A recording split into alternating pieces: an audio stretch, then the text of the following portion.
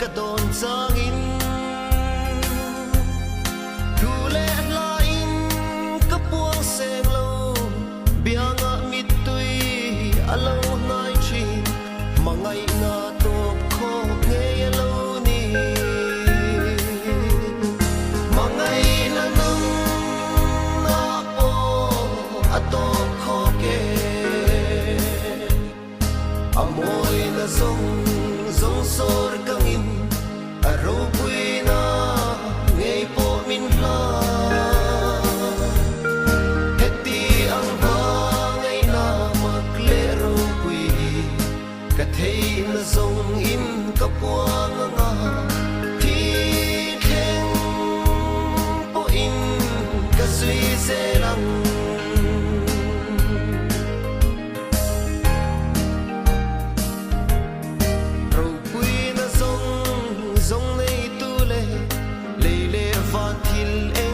siam tu kha saruak maya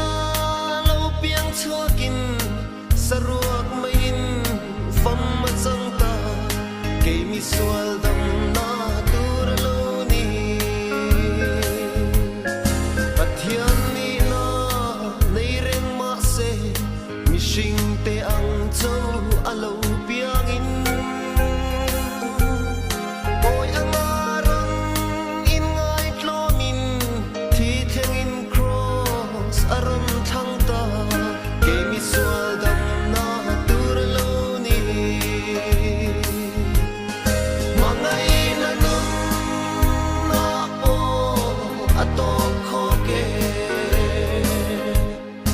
amoy na zong sor kangin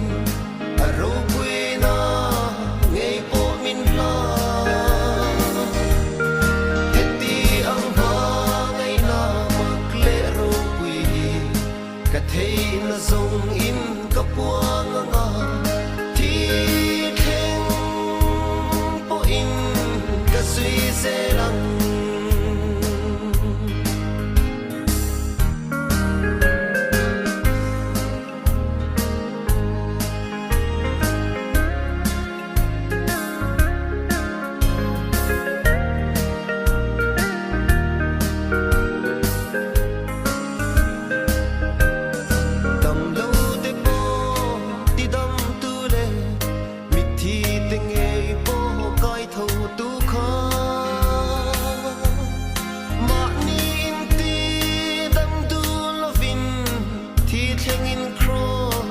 alo chelta ke mi sual dam na tur lo ni mangai na nong na o ato kho ke amoy na zong sor kangin aro pui na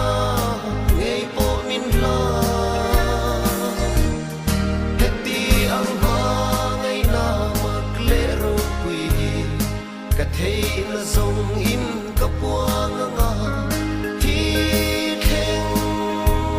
po in ka sui se lang